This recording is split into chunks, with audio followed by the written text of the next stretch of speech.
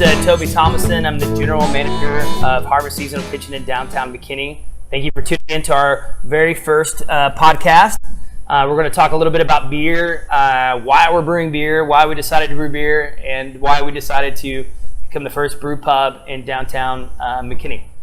So I guess the first aspect of this story starts off, a lot of stories that start off this way don't end up as well, but this story started with me sitting next to Rick Wells and Brent Tyler. And Brent asked Rick to, hey man, we should brew beer at Harvest. Toby says he can brew beer. And Rick said, all right, go do it. What do you need? And that was probably 3 years ago, I want to say, 3.5 years ago. And so we started down this path, and we started looking at what we were going to brew and what we wanted to brew. And we had beehives on our farm, and so we thought, well, let's do a honey blonde ale and start off there. And so we brewed the first few batches and had some success and really enjoyed it. And then as we went down the path, we discovered that there were a couple of malt production facilities opening up in the state of Texas, which made our mission to brew beer that has all local ingredients and as many local ingredients as we can involved in it. So we kept going down that path. We got together with Blackland Malts and brewed with them for a long time, and then we decided to plant hops on our farm. So we planted 131 hop vines, and 6 of them are producing currently for us at the moment, but they're producing pretty well. And Rick installed 24 beehives on Waterboy Farm. So we kind of went down that path, and we developed the Farmer's Daughter. So we were brewing that with some regularity, and as a home brewer, we were home brewing at a restaurant, trying to keep up with it, and 86ing it quite a bit, doing the small batches that we were doing, and that's about the time when we brought Bob on. So Bob, why don't you tell us a little bit about how you and Rick decided to get together and come over and drink beers? Yeah, so Rick and I have been neighbors for 17 years. We ran into each other at a Christmas party. He got to tell me about you guys making your beer. Came over and had a sample. Hey, that's pretty good. That's when I met Toby. We kind of hit it off. A couple weeks later, Rick catches me in front of the mailbox. Bob, have I got a deal for you? He says, I know you're going to retire from Raytheon soon. Been doing that for 30-some years. He needed somebody to figure out how to take a one-barrel system and start producing consistent beer. That's how I got involved. We started practicing that for a little bit, threw away our first 3 barrels of beer, didn't quite make the cut. Then we started getting better at it. Absolutely. So what we brewed how many batches before we landed on the Farmer's Daughter recipe? Well, that's the funny story and part of that. We actually hit the right recipe on batch 13. You never want to call it batch 13. So we called it batch 12A, and that's what we're making Farmer's Daughter today. Cool. So tell us a little bit about that grain bill. So we predominantly went pale malt from Blackland's malt. From Blackland's malt, we use a lot of the pale malt. My mind is going blank. That's okay. That's what beer does, Bob. That's what beer does. That's what it does. It makes it go blank. I'm back there making some Farmer's Daughter right now. You just literally brewed it the last 4 hours. There's some amber grain. There you go. Pale malt and a pilsner. The little bit. So it's primarily the pale malt, a little bit of each of those, and then 6 pounds of honey. Yep. That we throw in there, along with Cascade hops, Centennial hops, and some Columbus hops. And the Cascade hops are what we've had the most success growing at our farm in Lucas, Waterboy Farms. So we've tried to keep that prevalent, especially in the Farmer's Daughter. Go ahead. Along with the Cascade, so what we also do is we've adopted a first wort addition to the hops, which basically means that as soon as you you're transferring the wort into the boil tank is when you throw in some hops so the cascade flavor gets in there the entire wort production, the entire boil early on, which kind of gives you a smoother, balanced hop flavor. So one thing that Bob skipped over briefly as we landed on batch 12A was the agony of batch 1, 2, 3, and 4, and dumping those batches out and getting there. So one thing that we've been able to do as there's been more brew pubs, there's been more microbreweries pop up, the technology in that going up, able to get 1 barrel size unit tanks. Really enabled us to utilize that honey. It's part of the reason putting so much honey in that beer is to ferment under pressure. So while it's fermenting, beer naturally produces CO2. So if you close everything off while it's fermenting, it holds all that CO2 in. So literally at the restaurant, day 7 or 8, as soon as it gets cold, we have carbonated beer ready to roll. So, and it's just another aspect. So one of our biggest goals, and kind of what a thing as simple as a honey blondel kind of summed up for us, was an organic way of producing the beer, a way to produce beer locally, right, a way to utilize our community is kind of as well as the environment. So, absolutely. As we go down this path, we want to have places where farmers can have a test area to start growing grains. We made a strong commitment. There's a reason that not a lot of huge manufacturing breweries use these new local malters, is because it's not super conducive to a business program, right? And they're new and they're learning their craft too. So batches of the malt there's some variation that you have to adjust your recipe as the new grain bill comes through. So there's some adjustments to be made with local. And that leads me to one of my favorite Bob story of all time, which is the one day to be immortalized blue sheet of paper. And after batches 1, 2, 3, 4, 5, I'm like, Bob, man, you're not, this is in the computer notes, they're written down.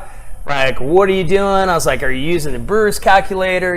There's different apps you can plug in all the ingredients online. It's going to tell you exactly what your ABV is, it's going to tell you all these different things, and most breweries use it. Well, Bob was like, Toby, you're using local grains, you're using stuff that's on here, it doesn't register in here. So he pulls out this blue sheet of paper with the longest equation I've ever seen. There are actually 3 equations. 3 equations. I couldn't tell. I did not know. And he's like, and this is it, man. This equation is the farmer's daughter. It is. So, the engineering side of me has to understand the different nuances of how that flavor changes, how the recipe changes, because there are some nuances, the grain moisture or the fine, there's just a number of parameters with a grain bill that is going to make the recipe use a little more or less grain based on what the product comes out like. Yeah. So it's a crazy thing. He showed me that paper, and I quickly shut up and let Bob do his thing. But I think it's having those things and seeing it go across and really treating it kind of like a science experience and adding something that has a lot of variables, and there is a certain element to beer. There are just things that you can't control. Right. As a relatively new brewer getting into this business, being able to brew weekly, sometimes twice a week, with all the variations, you learn real quick. Yeah. Where the mistakes are made and where they can be made, and where you didn't think they could be made. Yes. Then you add a restaurant into the mix. And you add a restaurant. Oh, yes. Things that were never thought to be long in an equation. Making beer back in a prep kitchen sometimes is challenging, but doable. Absolutely doable. So, 8, 9, 10, 11 batches later, we kind of finally landed on where we're at, which is what we have here. This is batch 12A-2. Yes. Am I right? It is, -2, yes. So batch 14 kind of technically, but once we got to batch 12, that's kind of what we landed on and kind of what we went on. So I'm a huge fan of the color. Due to the ability to have smaller unit tanks like that, we're able to clarify really well, which we were never able to do before. Made a big difference. Yeah, it made a huge difference, and have it carbonated basically and ready to go.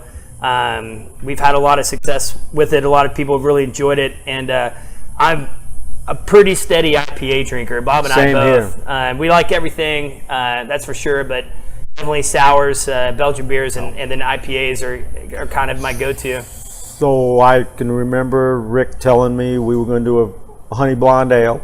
My first question is, what the heck is a honey blonde ale? And then we went out and had some samples, started drinking. Like Toby, I'm an IPA guy. Got to liking honey blonde, which helped me get to this flavor we're at today. And going back to the idea of it was, like, there's a lot of honey blondes out there. Honey blonde ales out there. There are a lot of honey blondes. There's tons of blonde ales out there. There's tons of honey beers. There's tons of honey that.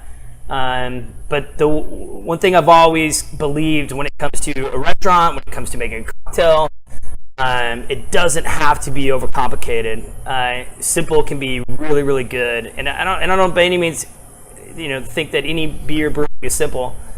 But I think that take something like that, the foundation's kind of what you want to go for. And for us, it sums up kind of not only the mission at Harvest of the Seed Project Foundation, of Waterboy Farms, right. It's kind of our whole company's ideal, which is to promote the farmer, promote sustainability, and promote the environment.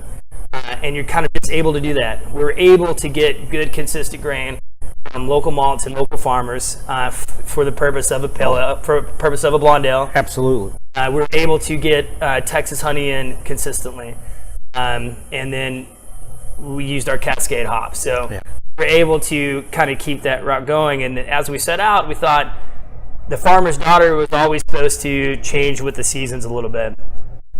When we get blackberries in from a local farmer, we'll blackberries into the mix, and then it kind of takes on a saison, then it kind of takes on a farmhouse ale and those type of things. And that was kind of what was our goal. So creating that farmer's daughter was kind of creating that base. And now I feel like we're there, and now I feel like we can really play with it, and we can have fun, and we can keep out the same thing. So absolutely. Say farmer's daughter, honey blonde, back to your thing, is while a simple beer, you can do a lot with it.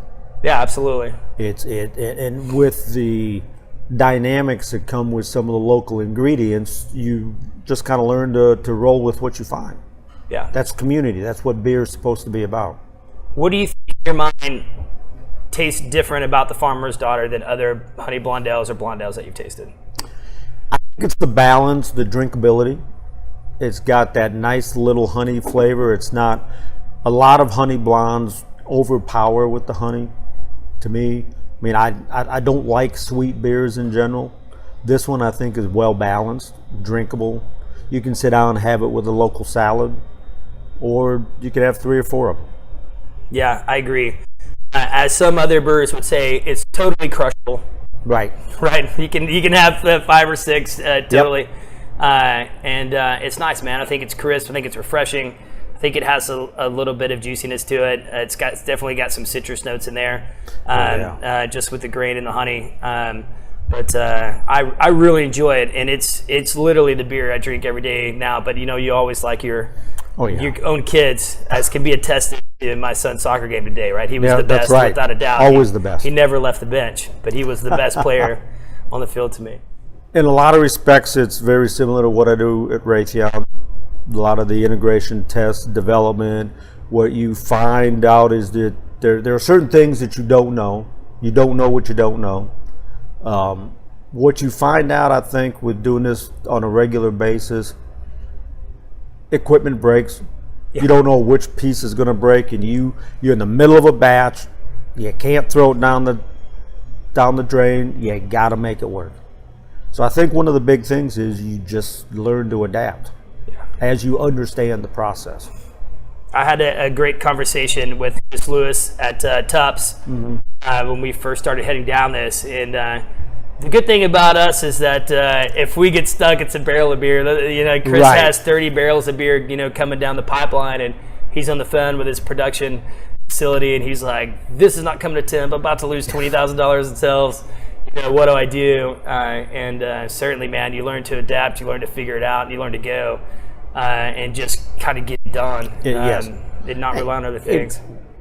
One of the favorite things I've done with this is you taste everything along the way, from the grain to after you mill it to the wort to the finished product. You actually see how it changes.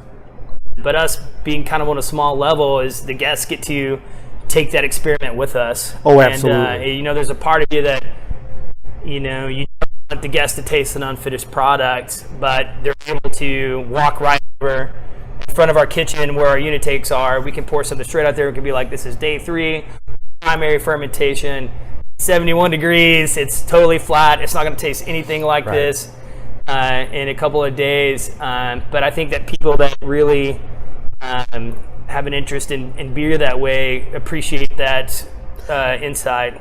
The brewing community is such a different thing than other businesses.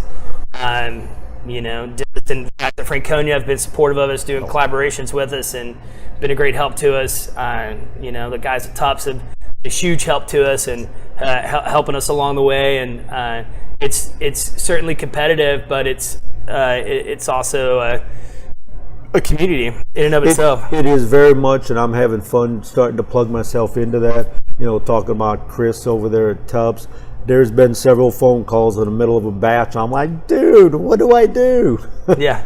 So he's been helpful. It's a very nice community. It's good. We're lucky that he has such an affinity for Harvest cheeseburgers. A good point. Yeah. It's an easy payoff. It's an easy payoff for sure. So I guess we should talk a little bit about two kind of, you know, things that we have coming down the line. So obviously the Farmer's Daughter we've had on tap now for months. We'll always have that on tap. I don't ever foresee that going away. And, you know, we'll certainly have fun with it as the seasons change and we go on down the line. But now that we got that settled down, it was time to brew something else. It was time to go a different path. So we had an idea with me being from Mawson, the guy who signs my paycheck, being a big Sooner fan. We kind of with every beer we want to tell a little bit of a story. Sure. Stories are always good. A little bit of a background there. And so that's a little bit about that. If you'd asked me 5 or 6 years ago, 4 years ago, 5 years ago, whatever, you know what I was going to be doing, it certainly probably would not have ended up with me brewing beer with a guy from Oklahoma and a guy from Ohio State. For sure. But it's a good journey. So the next beer we decided to do is as a home brewer, before I started doing that, kind of where I stopped at was experimenting with different types of rye beers. I always liked rye beers that had a little bit of hop to them, so I decided to brew a rye beer called the Red River Rye, and it's an imperial red ale. It's hopped to about 80 IBUs with a little bit of Texas rye. We got the rye from Tex Malt, from the malt company out of Fort Worth. And I'm really impressed with that rye so far. So am I. Their grain has been very good. Yeah, they've done a really great job, and they're going to be a good partner with us, I think. But their rye is super flavorful. It's super biscuity. I mean, almost on the first recipe, really, that we did, I was pretty happy with. I thought it was pretty close. And I think the second and the third ones got even closer. Well, that blue sheet came in handy. Blue sheet came in very handy. Yes, the blue sheet came in handy. We got a really nice classic amber glass growler with the H, and it's got the state of Texas and Oklahoma and the Red River in there to kind of help tell that story. So we bought about 200 of those growlers, and on Thursday, if you come and fill the beer up for $18, we'll give the growler away for free.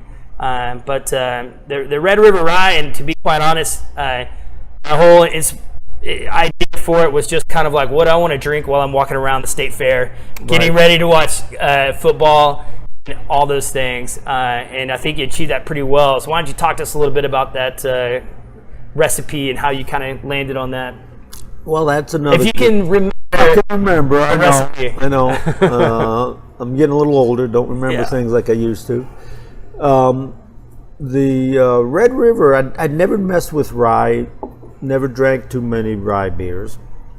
This one came out decent. We're about 10% of the grain bill is on the rye, which is probably a little higher than most, but it's given us that little spicy flavor. I've got some crystal malt and some Munich in there to kind of give us that darker, cloudy Red River kind of look. And then of course we've doubled the IBUs from the honey blonde. In that case, we're actually down to just the two hops. I'm using the Centennial and the Columbus instead of, and then not using a Cascade in this particular one. We're still doing the first wort hopping, which I think helps spread some of that bitterness across and kind of balances with the rye. Coming in a little Red River looking to me. It's good. I really like it. I'm pretty happy with it. I think we'll keep tinkering around with it.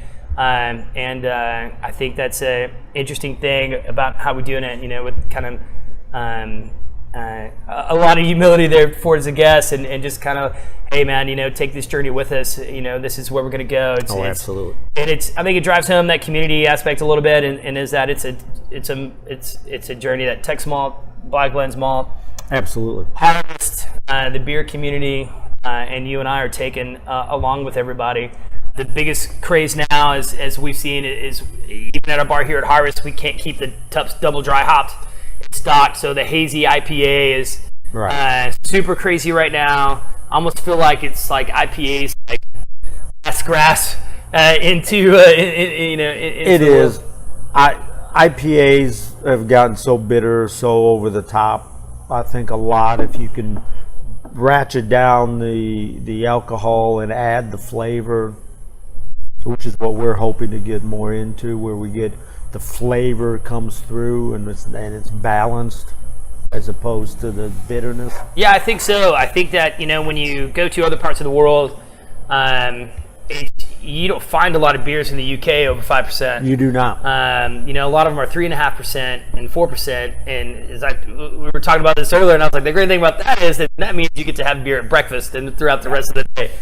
But you brew a session beer, you brew it a lot for flavor, for balance. That being said, I'm a total hypocrite because I love a good 8% Imperial IPA and hop, so I basically love all of it.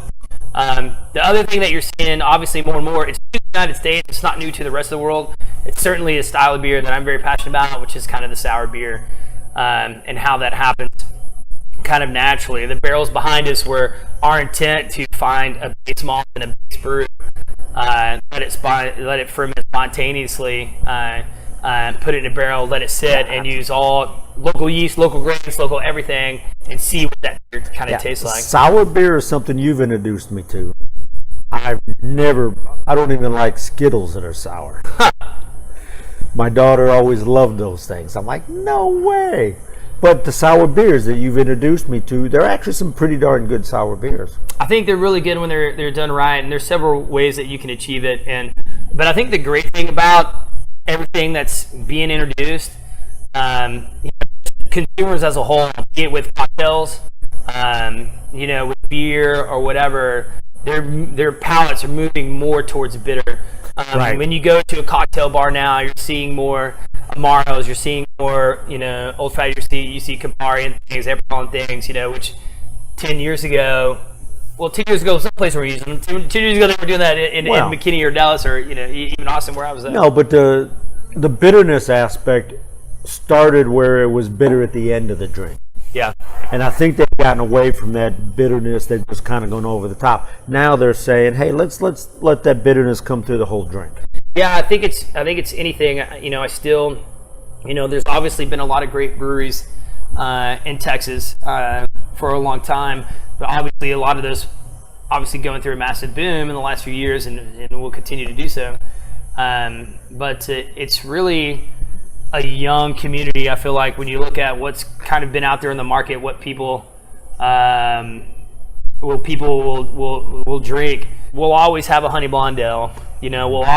We'll brew an IPA. We'll probably brew this Red River Rye for a long time.